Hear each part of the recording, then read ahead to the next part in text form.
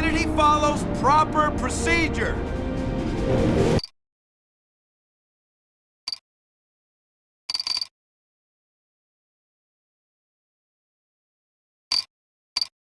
When the red light goes green, you jump. Follow the man in front of you. Don't stop, don't think. Go, go, go, go, go!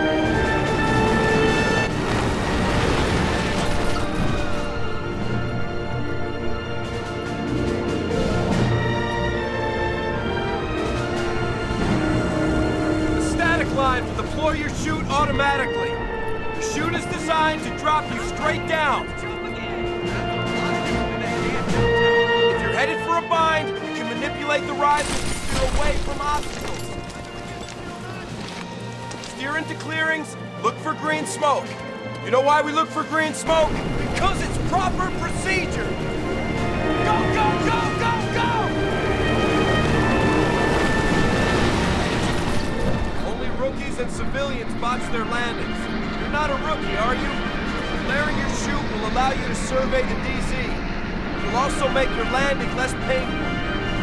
If you're heading toward danger, adjust your incoming trajectory and attempt to grease the landing. You'll be battle-ready much faster. Do you read me? Move, move, move, move! Vertical envelopment, troopers. Death from above. There are some in the Army who think you will amount to nothing more than a failed experiment in a new kind of combat. They don't know you like I do. I'm convinced that the end of Nazi tyranny, when it finally comes, will be delivered by the Airborne. Don't disappoint me.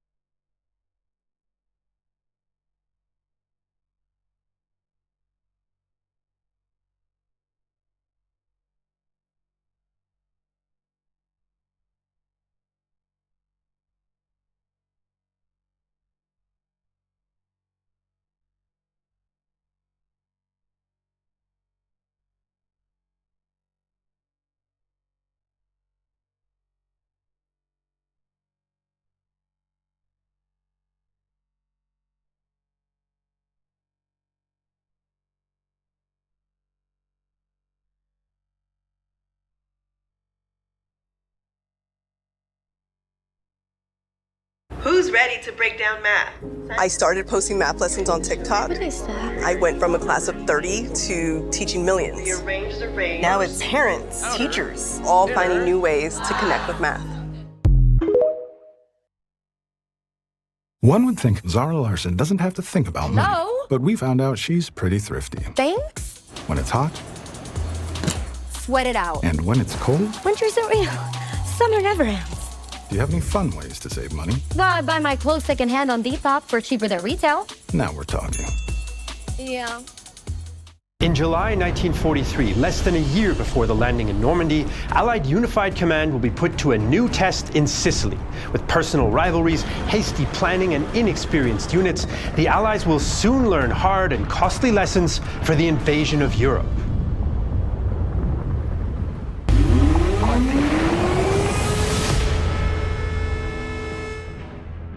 In early 1943, Anglo-American troops decisively defeat Italo-German forces in Tunisia and take 250,000 prisoners. In spring, and after much debate, the combined chiefs of staff confirm Sicily as the next stepping stone towards the invasion of Italy and so-called soft underbelly of Europe. They hope taking Sicily will provide freedom of movement for Allied forces across the Mediterranean and allow bomber fleets to reach further into occupied Europe. It may also appease Stalin by opening up an additional front in Europe just as German forces launched their summer offensive at Kursk.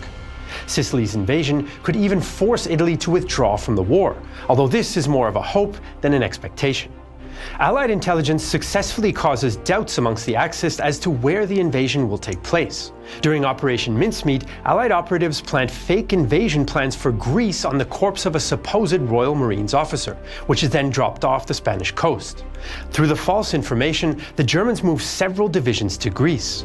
Allied air raids also target Sardinia to further muddy the waters about the actual invasion target. British Field Marshal Harold Alexander oversees the invasion, named Operation Husky, using the specifically created 15th Army Group, which included the British 8th and US 7th Armies. The initial invasion force consists of about 160,000 men, 600 tanks, and 1,800 guns. They're supported by around 4,000 Allied aircraft of Mediterranean Air Command operating from North Africa and Malta. The Allied airmen's goal is to seize air superiority, interdict the island, and provide close air support. This force will face off against General Alfredo Guzzoni's 6th Italian Army. He has 10 divisions, although 6 of these are mostly static coastal defense divisions. Overall, he has around 200,000 combat troops and 260 tanks and armored cars. They're supported by up to 30,000 German troops and personnel of the 15th Panzer Grenadier Division and Panzer Division Hermann Göring. Considered elite, these German divisions are under-equipped and filled out with replacement soldiers after costly battles on the Eastern Front. But they can still field around 100 Panzer IIIs and IVs and 17 Tiger tanks. In the air, the Axis have up to 1,600 available aircraft from multiple bases on Sicily, Sardinia, and Italy. But the Italians struggle with poor equipment. The Livorno and Napoli divisions are arguably the best in the Italian army, but are largely equipped with obsolete early war tanks or captured French vehicles. Available Axis vehicles are grouped into mobile units, the most powerful of which is Battle Group Schmalz. Its job will be to counter invading forces near Syracuse, Augusta, and Catania. Officially, German troops are under Italian command, but in practice, German commanders are largely independent. Both Allied ground commanders, Bernard Montgomery and George Patton, have been highly critical of the invasion plan during its conception. They request to use their veteran troops from North Africa, but Alexander encourages them to use fresh troops so these can gain experience. Enemy air power is also a major concern for the landing force, so Air Chief Marshal Arthur Tedder suggests capturing and using the well-built-up enemy airfields in the southeast of Sicily. This will allow fighter units to take off directly from Sicily instead of from Malta. Patton and Montgomery also request more close air support during the landing, but Tedder argues that gaining air superiority through bombing enemy airfields is a better use of Allied air power. From early June, Allied planners prepare for the invasion. On June 11th, the Allied Navy and Air Force bombard the nearby fortress islands of Pantelleria and Lampedusa into submission. Then on July 2nd, D-Day -7, Sicily and targets in southern Italy come under heavy aerial and naval bombardment to disrupt and destroy supply lines, airfields, and defenses. As a result, the Axis relocate the vast majority of their aircraft to mainland Italy, leaving only around 125 planes in Sicily. By this time, the Mediterranean Air Command has achieved air superiority over the region, although German Luftflotte 2 still has bomber and fighter reserves available to potentially disrupt a landing in Sicily. Meanwhile, British and American paratroopers are getting ready for their drops. British and American planners developed the airborne component of Husky at short notice, and some commanders are concerned about the drop planned for the night of July 9th. US 82nd Airborne Commander Major General Matthew Ridgway is worried about friendly fire and a lack of night flying experience amongst American pilots. All in all, 5,300 airborne troops are supposed to land in Sicily. US troops will mostly jump from C-47s, while British paratroopers will arrive on gliders. But there's a lack of trained glider pilots, and US C-47 pilots have little experience in towing gliders. Once on the ground, the paratroopers will secure important crossroads and bridges to slow or stop Axis counterattacks against the landing beaches. The 82nd Airborne will seize high ground around the junction at Piano Lupo, while the British 1st Air Landing Brigade will capture the important Ponte Grande Bridge near Syracuse. As the first Allied planes head for Sicily, things go quickly wrong. The planes towing gliders rapidly fall out of formation and lose their bearings. Things get even worse when they come under anti-aircraft fire. The tug pilots dip and weave, and some prematurely release their gliders. Of the 144 gliders dispatched, only 54 land in Sicily, and only 6 on target. Up to 69 may have crashed into the sea, likely drowning around 300 paratroopers. This meant only around 100 men are immediately available to attack their targets. The American drop fares little better. Pilots again lose their way in the dark, while strong winds batter the landing zones. Most paratroopers land in small groups, and less than 200 are immediately available to capture the Piano Lupo junction. In many cases, troopers simply land and make their way towards the noise of battle. But despite the low numbers, Anglo-American troops attack many of their first objectives. A single glider team captures the Ponte Grande bridge, and US paratroopers battle against defenders of Piano Lupo. US paratrooper Bob Fielder recalls approaching the nearby Piazza Ridge. Suddenly, there was an unmistakable, loud, ripping burst from a rapid-fire German machine gun. Never having heard the sound of 1,200 rounds per minute, I wondered, what in the world is that? At Ponte Grande, Italian troops with mortars and armored cars attacked the British paratroopers, whittling their numbers down to just 70. The paratroopers now await relief by seaborne forces. Despite the high casualties, the misdrops do have one benefit. The widely dispersed landings make the invasion seem larger than it actually is, and Axis forces are occupied dealing with guerrilla-style attacks. Although Guzzoni announces an invasion, Axis command makes no serious effort to counter it on the beaches. Imagine what Da Vinci could have built if he had the smart buying tools on Amazon Business. The closest thing to fresh air in this office is your boss's screensaver. But what if he just booked that lake house? Go on. Coinciding with the nighttime airdrops are coastal commando raids by No. 3 Commando and SAS teams. Their job was to clear the coastal guns and obstacles. At around 3 a.m. on July 10th, the first seaborne units land. At the Pacino Peninsula, the Royal Marines, 1st Canadian and 51st Highland Divisions come ashore in the darkness to find most Italian positions abandoned. In many cases, the coastal defenders have simply fled their posts. The British 50th and 5th Divisions land south of Syracuse to equally light resistance. By 5 a.m., the Brits and Canadians have secured the beaches, and heavier landing craft deliver tanks and trucks. Allied troops take Pacino Airfield, which they then ready for Allied aircraft. The British 50th Division runs into British paratroopers who've just retreated from the Ponte Grande, and together they rapidly retake the bridge. The US landings also largely go to plan despite the rough seas. Major General Lucien Truscott's 3rd Division lands first and sweeps towards Licata to cover the landing beach's left flank. As they advance, they knock out coastal defenses and railway guns to clear the way for other divisions. In the east, the 45th Division capture the Comiso airfield and secure the landing beach's right flank. The 1st Infantry Division lands at Gela, including a contingent of French-Moroccan troops, and although resistance is stiffer, they take the town by 8 a.m. By now, the first serious Axis counterattacks arrive, as Guzzoni orders the Livorno and Hermann Göring divisions against the US beaches. However, bombing and paratrooper activity has cut communications, meaning these first counterattacks are poorly coordinated. To the east, Italian black shirt militia attack the Canadians, who easily push them back. British troops now approach Syracuse, a major port and key to continuous naval supply for the British landing forces. Guzzoni hopes its formidable defenses will protect it. However, Allied troops enter in the afternoon to a reportedly riotous welcome by the locals. Italian units do counterattack towards the city, including with captured French R-35 tanks. But by now, British troops have brought up anti-tank guns and other defenses. Italian tank commander Adamo Profico recalls the attack. We left my tank in the lead. After a few hundred meters, my driver turned to me and shouted, "Mines!" The tracks of our tank had already gone over the first mines, which duly went off. The second tank arrived at full speed, and as it took the curve, a gun hit its right tracks. This disabled its steering, and it careened off, rolling down the escarpment. Right on its heels, the third tank arrived, also going at full speed. As soon as it had made the curve, its front was hit. By the end of D-Day, Allied commanders likely feel things are going well. Their troops are ashore, beachheads are expanding, several captured airfields are already in use by Allied fighters, and Syracuse has fallen. But there are mounting issues. Of the 5,300 airborne troops dispatched, only 2,000 are fit for duty the next day. Army commanders on the ground also complain about a lack of air cover. With Allied aircraft occupied with fighter and fleet escort missions, no close air support is available on D-Day and D+1.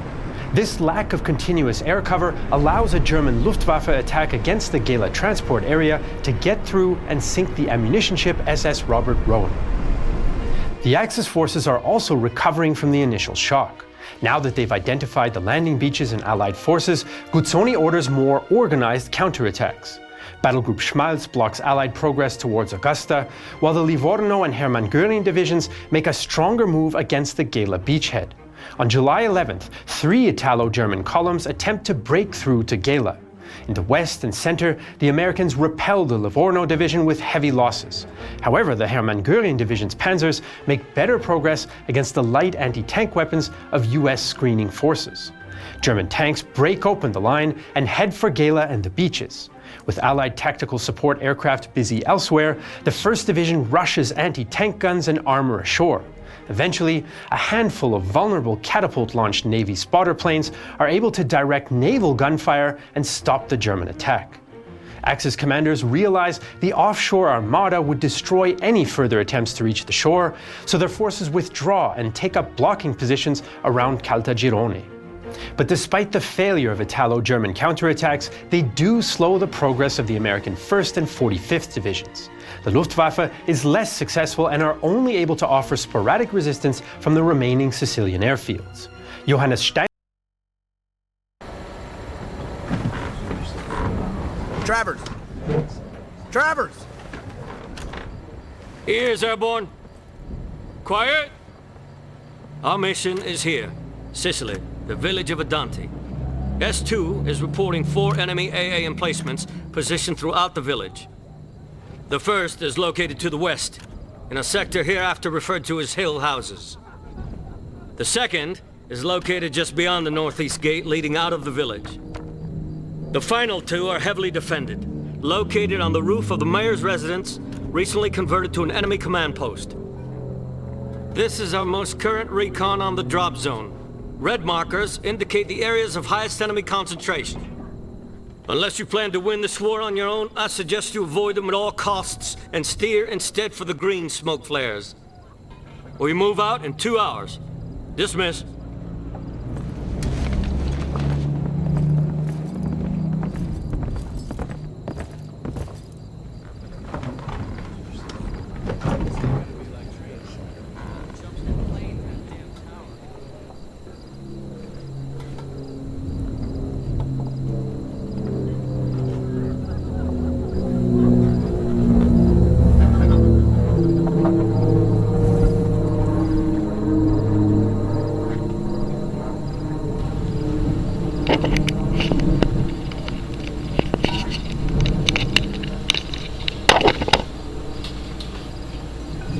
Testing. I apologize for the low quality of my mic. I currently have another one, and I am fixing to get that one connected, God willing. I am hoping down the road to open up my YouTube channel to military history. Possibly so I can do more games like this and show what really happened versus errant fiction. And hopefully that will happen. Now, a lot of people seem to assume that the invasion of Tuscany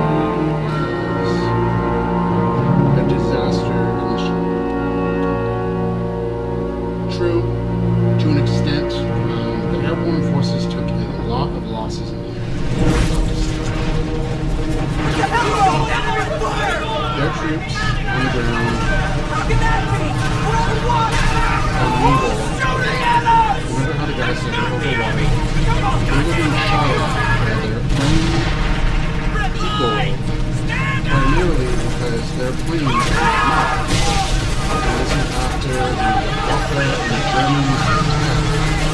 So when the planes got hit, a lot of people died.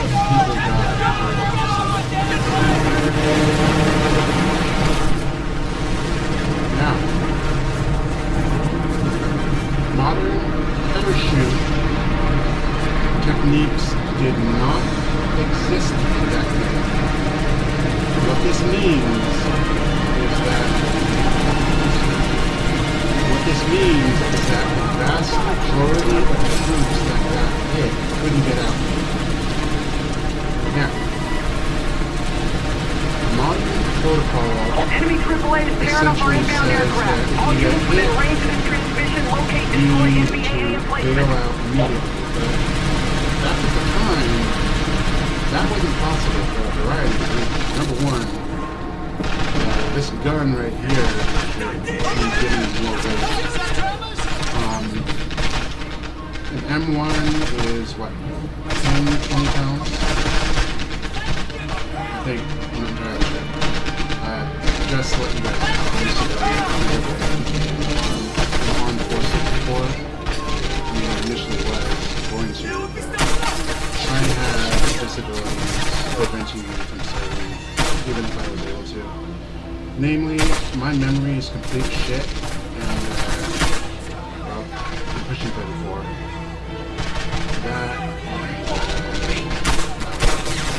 Anyway, so you can see here that we are attacking the village of Adanti.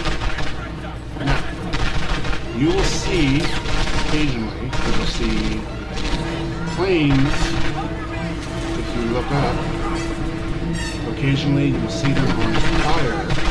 This actually happened. As mentioned before, Allied crews were untrained regarding this. Really, the invasion of Sicily did not go well at all for the Airborne mission. The casualties from friendly fire were enormous. I'm thinking somewhere between 30,000 or 50. I'm not entirely sure. Like I said, I'm doing some fire right now. I don't have much time to do research. But yeah, it was enormous. An enormous amount of friendly fire. Those that did survive, not good. Not good at all. I mean, imagine you just got out of your plane and the majority of your buddies are dead from friendly fire. Now, these aren't standard 9mm ACPs or machine gun. These are anti-aircraft shells that if they hit your body, you're dead. You don't even have enough time to scream or gasp. You will be eviscerated. A good example of this is a good example of this is from Call of Duty World War II when you are in the church. And I'm going to play that right now so you can see what happens when you get hit by an AA round. To the ladder! Go! Go! Go! Hold on. A moment. Okay. Right there. I'm going to play it back real quick. The dude got hit straight by an AA round and it cleaved him in half. Look again. Now, in-game, they will be hit with AA rounds and they'll just drop. Granted, this was probably to get a T rating, but realistically there'd be blood everywhere. There'd be blood on the traverse, there'd be blood on the plane, there would be blood in the cockpit, and it would just be leaking everywhere. Now, obviously, this game is created for a reason, but it's, see, there, we got another plane going down. Oh, fucking bastards. Yeah, like I said, the, friendly fire was really bad. But, yeah, you have blood everywhere. In the cockpit, people on the pilot, and chances are pilots didn't even have parachutes. They couldn't even get out. They were essentially there to ferry the troopers, and that was it. If they were lucky and they got out, then they'd still be screwed because they're in enemy territory. Now, Allied forces went to enormous lengths to recover their own, which is commendable, but when you're in the middle of a heavy battle and you're getting your ass kicked, oh Jesus, he's working. It's gotta be horrible. It's gotta be a horrible fucking way to go. Your plane's on fire and you can't get out in time. Jesus Christ. And to think this actually happened. I mean, this is friendly fire. All that anti-aircraft fire, that's from our own side shooting down their own people. Jesus fucking Christ. I'm terribly sorry, and this is going to be I'm probably going to continue this series for another while. It's probably going to be very mature because this is fucking this is just Jesus. For those wondering, for those that haven't been told by other YouTubers, multiplayer is active for Medal of Honor Airborne. It's called Medal of Honor Revive. You want to go on to the site and download the patch files and the installer. Now, you can obviously, you can look back for other people will be able to tell you. And I'm terribly sorry about the FOV. I forgot to turn on the console. I apologize about that. I will make sure to fix this in an upcoming video. I don't know if I'm going to do any more videos, but okay, so this game gets a few things wrong about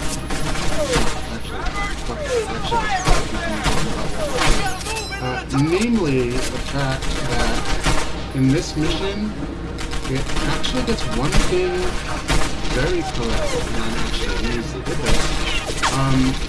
So early in the game, you're fighting Italian soldiers, Italian Imperial Infantry, and Hitler had initially planned for Italy to act as a front force against the Allies to prevent invasion,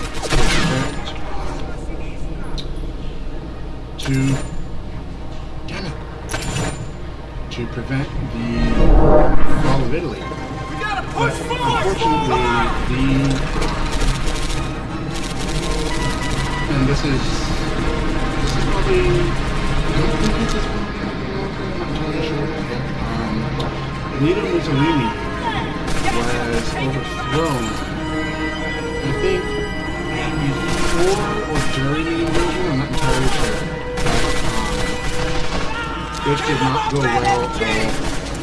He got overthrown by his own people. And this caused the Italians, by reason of internal instability, to pull out of the theater altogether. And this is a bit of a problem because in this game,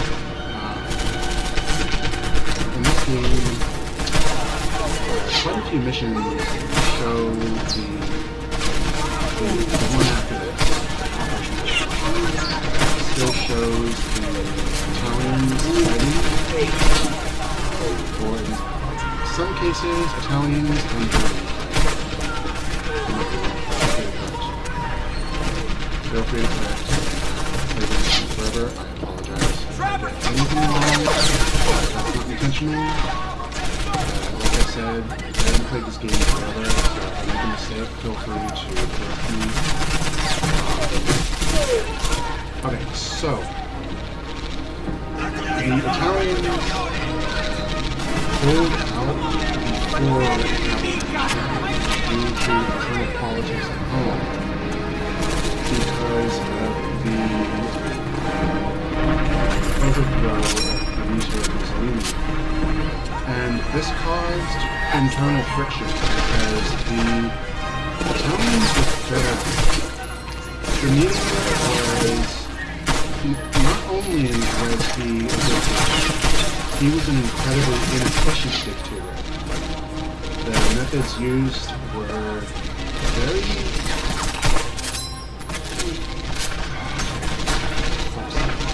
I think other people can clear this up. Like I said, I'm not a general historian. I don't have a lot of people like me as a historian. I only have 312 views, guys. I'm doing the best I can. I'm doing the absolute best I can to try and do this sound, or if it feels problematic. I'm so sorry. Brain here, trying to figure out what's going on because I don't usually plan for these types of things because this is the first time I've actually done it. So I apologize, I truly do. Anyway, yeah, the problems with Italy, problems with Mussolini, specifically the Home Guard and policies towards people. The situation was really bad with the situation was really bad for people. Food was hard to come by. People were taken from their homes. The dude was essentially copying Hitler's manifesto, but doing it in a way that pissed off a lot of people. So Benito Mussolini got overthrown. And as I said before, and I'm sorry for bringing this up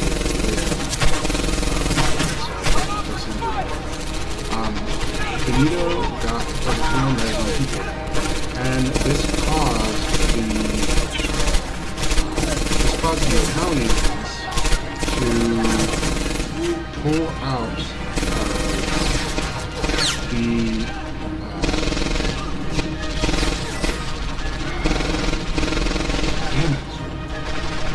okay, we don't really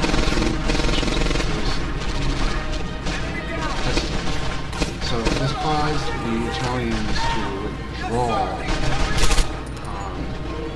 because they couldn't fight a sustained war. And the problems at home, rationing, not being able to get food,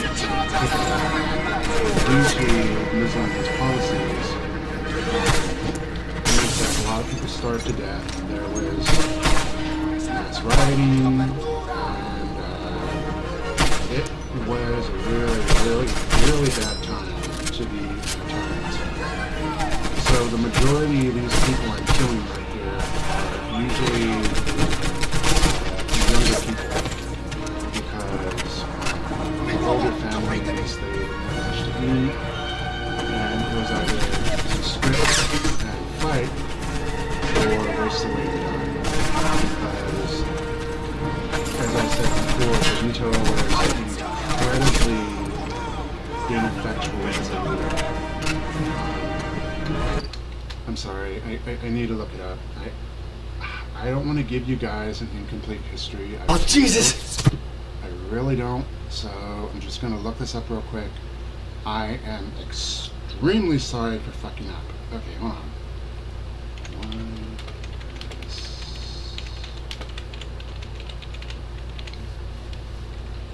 Okay.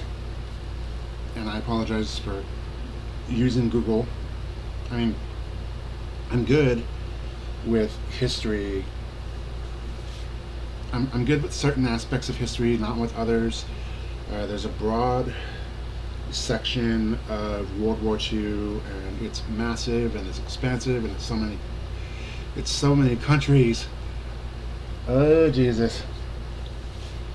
Okay, take a moment.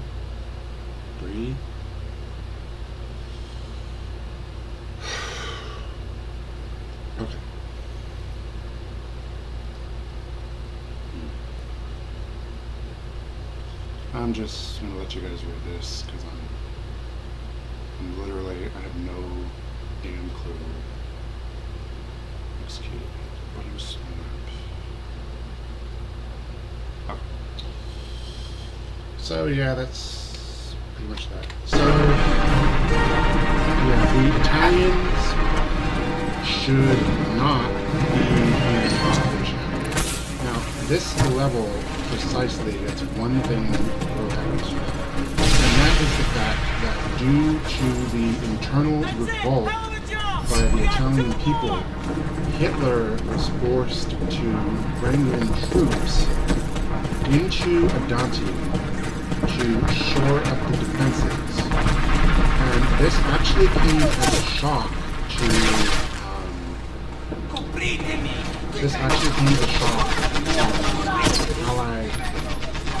Allied forces because they didn't know that Hitler had pregnant in Italy.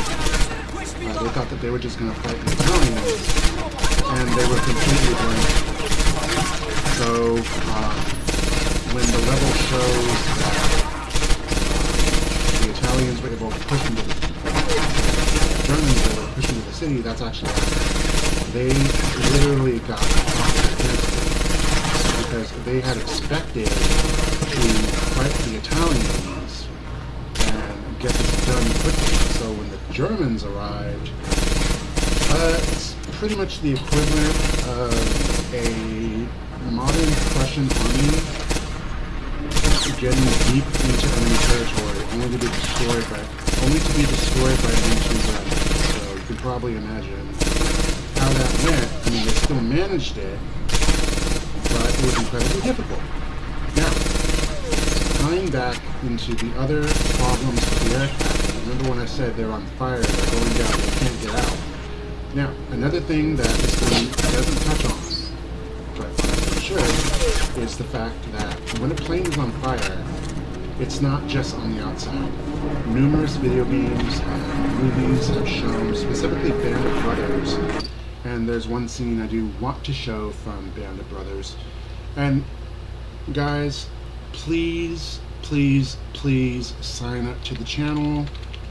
I need people to sign up and subscribe, and yes, I know some of my videos are going to cause problems. For instance, this is one I just finished, and I'm pretty sure you're going to like it. Got 391 views.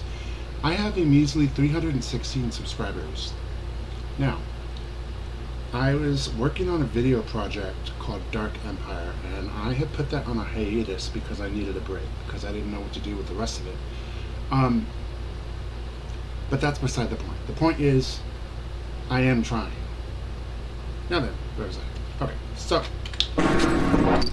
Oh wait, that's right. Hold on. Okay, 2 seconds. Brothers D-Day.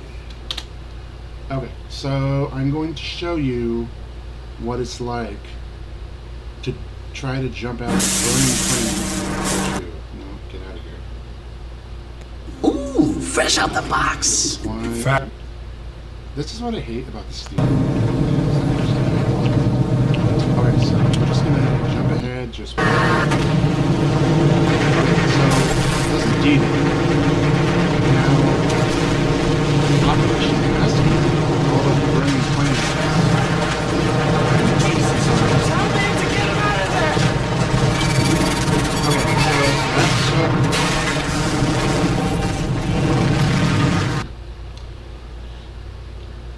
Now, let's take a look at it again. The flak hit that engine. The blast worked its way through the fuselage, tore into the middle of the airplane and began moving forward. Now, modern planes don't have this issue. The military has, there are occasional, I don't know, like I said, I'm not in the military, but I'm just trying to show you what it's like here. So it hit, went through, and the flame is moving forward. This is because not only are they getting shot, the immense amount of oxygen outside, not to mention the plane is moving, means that the air is rushing in. The fire is very quickly spreading, and then it moves forward. And these people are literally locked in a narrow tube with no way out. And they have all this equipment on their backs. And it's like compressing down a maze to 2x5, 2 feet long, 5 feet high, and then you put a tarantula in the back that's going to kill them all. They're going to try to surge forward, and they're not going to be able to do so because there's too many bodies, and it's going to kill them. My apologies to any arachnophobes out there. Now,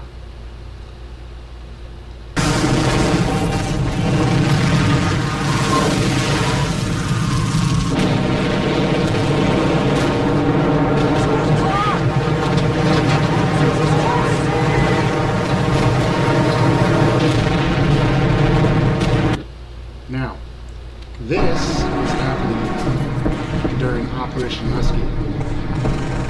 Now, the majority of that flak fire is from the enemy, but it is also being done from our own troops, especially the Navy on the ground. And this is causing immense casualties. See, right there. Can you zoom in a little bit? Right there. That plane is on fire. They are never going to be able to jump out. The entire area is burning. Chances are they're going to pass out and then die when they crash it. So, yeah, the entire thing is fucking tragic.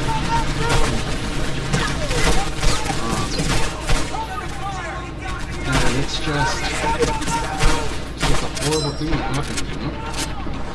And the thing is, it didn't need to happen. Command feared that they were untrained, and the soldiers didn't want this to happen. If I remember correctly, I think it pushed but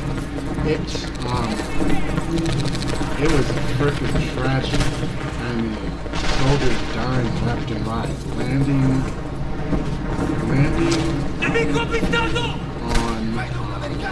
on their targets, getting annihilated left and right, because this was their first combat run. And ultimately they achieved their objectives, but it was a meat grinder. It was a literal meat grinder. And the situation on the ground was bad. But as bad as the airborne troops had it, had they not done so, the situation for the people landing on the beaches would have been catastrophic. It would have been so bad. It would have been so bad, it literally would have looked like the apocalypse had the airborne. I mean, when you think about it, you know, there's not a whole lot really for them to salvage a situation like this, especially when really you know.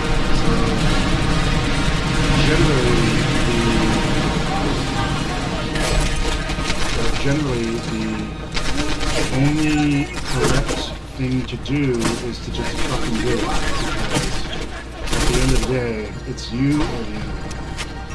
And if it's you, then God help you, because the enemy don't want that. And in the words of a very wise man, Mama didn't raise no fool. If it comes down to having to save your life, to get out of a problem, you pick up that gun and you fight. Because if you die,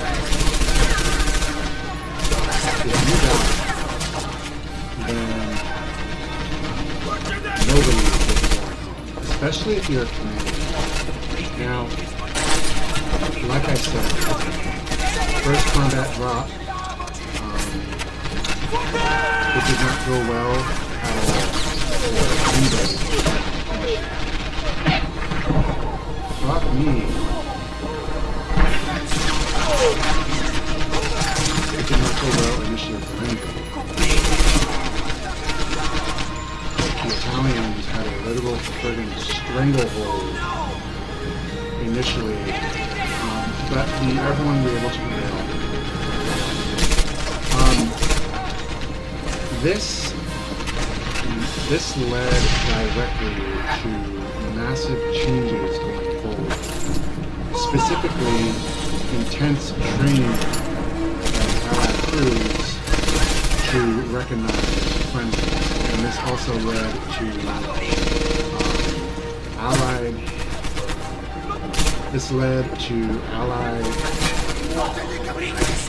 C-47 crews actively marking their ships, rather humorously, where American don't show or something. I don't know. Yeah, it was not good. It was a literal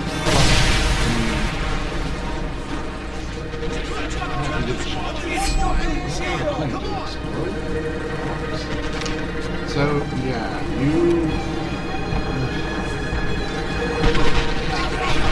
it's even worse in Netherlands,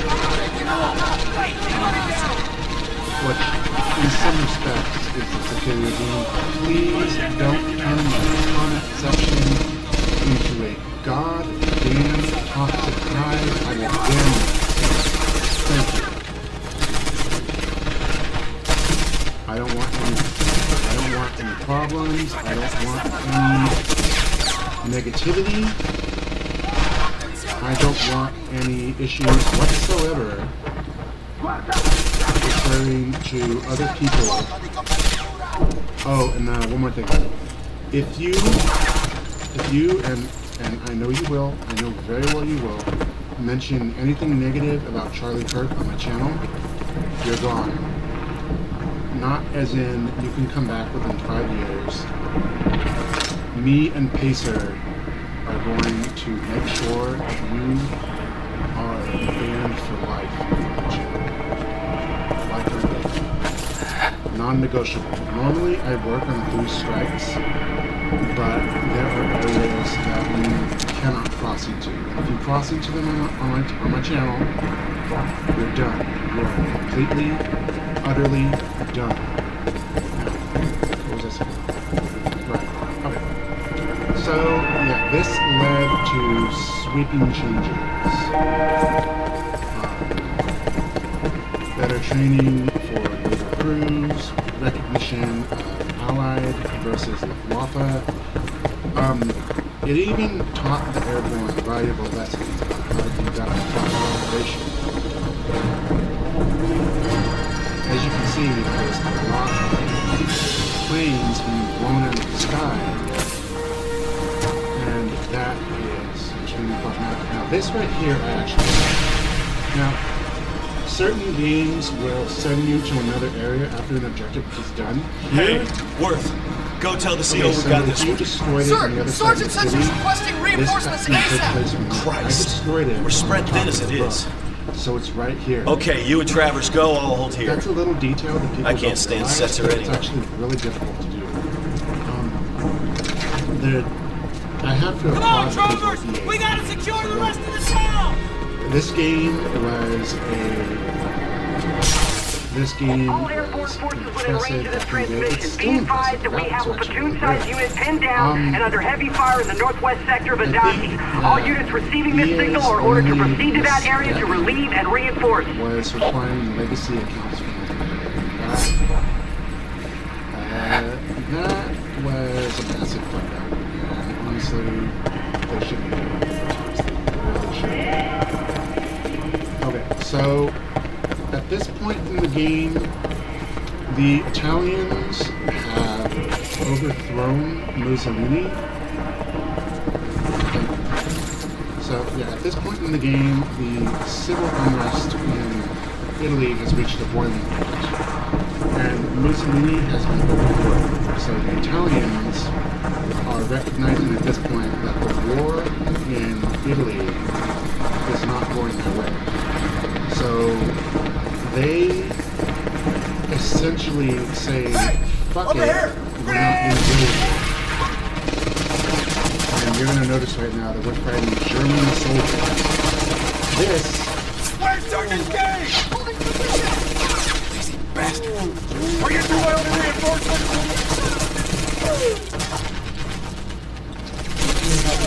Go back to CP! Report to the colonel! Heavily encountered the enemy and lost contact with our sniper team! Get us for reinforcements! What are you waiting for? Go! You, Travis, you fight with us! See those troopers up there? Those are Germans! Unlike the Aztecs, they know how to fight! Watch yourself! You need to find that sniper! Very racist connotation. What was considered relatively harmless back then is now considered extremely horribly racist. This is because if you were to go back to 1940, you were to tell somebody that what they're saying is cigarettes will kill, they're going to look at you like you're crazy because it wasn't well known. And the cigarette companies, tobacco companies, they ran their own tests and brought their own experts and essentially said, okay, so if you want to know how it really is, then we're going to have our own experts. Only for this to almost nearly backfire, because the experts actually it was causing problems. And they had to scrub it. They had to go scorched earth because had the public found out, there would have been movement. Cigarette sales would have plummeted, Camel and others would have just gone the way of guns. And the companies didn't want this. So they manipulated the data to make it seem those legal tests were fraudulent. Hiring their own people and telling others that it was a big old lie. And it worked for years. It worked primarily... It worked primarily because the populace was incredibly up in arms about the whole issue. They want their cigarettes, they want their drugs, you know? And the dangers of cigarettes is well known. Now, today, we know that cigarettes cause cancer, asbestos causes and god damn Roundup.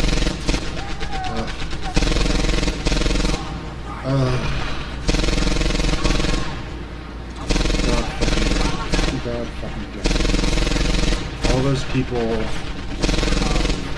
including some people in my family. Jesus. I'm not going to go into any specifics, but the payout doesn't that much. There are a lot of people that are suffering. But like I said, back then, it wasn't really a product. Still, the problem is so widespread. So you have people smoking in offices, you have people smoking in back doors, you have doctors smoking. Yes, for those in the younger generation, doctors smoke. Not only did they smoke, they actively advocated for it. It took quite a few years for the dangers of smoking to come out. I think up until the 90s, where it actually got voted. But yeah, smoking causes a lot of problems. Respiratory malfunction, respiratory malfunction, bad breath, and we're not talking about brush your teeth. We're talking about... About time somebody showed up. Stay clear of the window. There's a sniper across the way. Anyway, so... We got Harding there. That was not well known. Thinks he got us both. Soldiers... He's been on the radio for reinforcements. You're gonna have to take the shot. Take part in and one of the things they had with them was cigarettes. Damn! He's gotten through. The Germans are moving in. They're trying to retake the town. Hurry! Ceasefires, etc. Just like base. Okay, so here, a significant enemy force remains in the defensive on the outskirts of Adante. S2 is reporting that there may be a regimental level commander present in those defenses. All units are hereby instructed to engage those defenses with the objective of either killing or capturing that officer. This is another thing just like that base. actually very officers were high-value targets for either kill or capture. This is because if you killed an officer, then the enemy was destabilized. However, if you were told to capture the officer and killed it, then you were the one who didn't. Then you were the one who had problems. Squeeze. Or Don't pull. Problems very quickly. Okay, so we killed the commander, so it's kill or capture, and we couldn't capture him even if we wanted to, because there's no door. So we just spawned in there. Enemy armor approaching from the north. All units are instructed to fall back to the town square and provide immediate support. Okay, you have enemy armor approaching. Notice that they did not say enemy tank. If it was enemy tank, it would have been Panzers approaching. Panzers or Panthers? There is likely... I don't think there was a singular incident where airborne troops encountered tigers. I'm not entirely sure. I could be very wrong, like I said, I could be correct. But yeah, it was the armor in question is a German pattern. And due to a rather annoying oversight, enemy armor, such as this, can't be blown up. It doesn't matter if you hit it with an explosive, it doesn't matter if you fire a recoilless rocket, which, by the way, are one of the strongest weapons in the game. And it will not blow up unless it's scripted to do so. This is actually immensely frustrating because this game has destructible environments, but they're pre-scripted. It's the same problem with pre-scripted environments. The engine does not support it. So it's supremely freaking irritating. You also can't shoot out the lights. So if you come from Battlefield, which I want to do, you're going to kind of be screwed in that regard because there's no way to get rid of the lights. I see you! Covering fire! Okay, so stay here, continue sniping. The one thing I hate about the AI is they always get in the way with freaking shots. It's annoying. Get out of the damn way. It's not like Medal of Honor European Assault where you can order them to get out of the way. Oh, and if you haven't played European Assault, I highly recommend you do so. Now, I would do it on TCSX2, but that emulator is highly taxing for PC. And I'm not going to deal with that problem. So if you want to watch that, there are other channels you can do that. I'm not saying I don't want to, but my computer graphically is still running a GTX 1660. Yes, I'm still running the graphics card from the year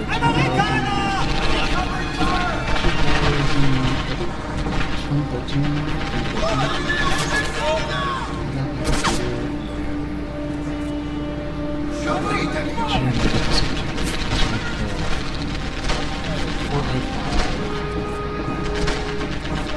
I think think I got this around 2014, 2015, so it's still GTX 1660. It's pretty much out of date. Not that I really have any issue with it, considering I don't do any modern adventures. I mean, occasionally I'll do Battlefield or something, but I'm not a big multiplayer gamer.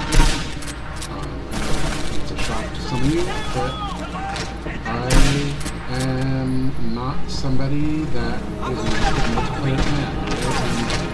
I'm primarily single player. But I love video games like this for their attention to history. Even if the majority of it is inaccurate, it's still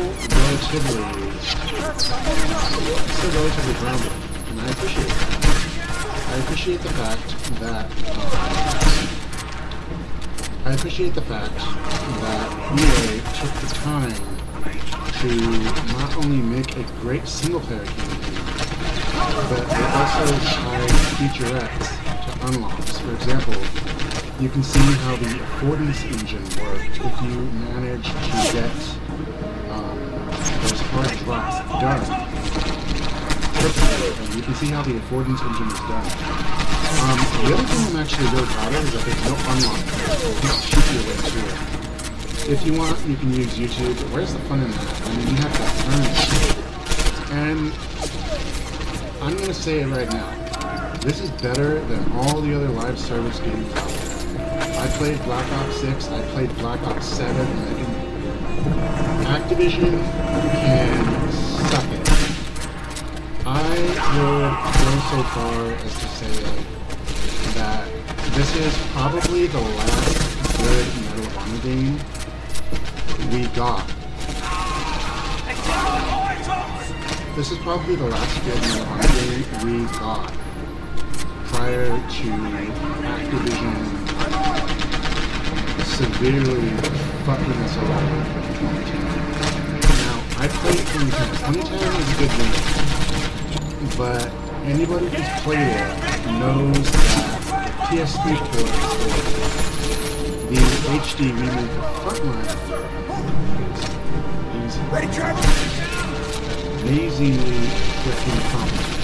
Now, I love Frontline. However, I'm critical about one aspect, and that is the difficulty, especially on the PS2 version. I'm not saying the game is outright hard. There are levels that are not easy with the analog sticks. And I know that a lot of people love those mushroom-shaped pieces of horror, but me, I don't like the analog sticks. I'm not going to apologize for something that is actually correct. Yes, you heard me. It's correct. It's correct, and there is no arguing with this. I do not like the PS2 analog sticks. Okay, now, the one controller I do have actually has the inward curves, like the original Xbox controller, and I love that controller. I love it to death. It plays well, feels well, and honestly, it's just, it brings me so much joy. And I can't say that about a lot of controllers, because occasionally, there are some that are good, there are some that are bad, there are some that are outright freaking awful. And I know what I'm talking about, because I ordered old school controllers from the Sega Genesis, and Jesus freaking Christ, oh my god. If you have ever had the misfortune of using old school controllers, then I pity you. I truly pity you. Forces in and around Adante. Airborne reinforcements are on the way. Hold your ground till they arrive. Repeat, hold your ground. The buttons looked like they were literally going to fall out. I'm not kidding. The build quality was so freaking bad that the buttons felt like they were literally going to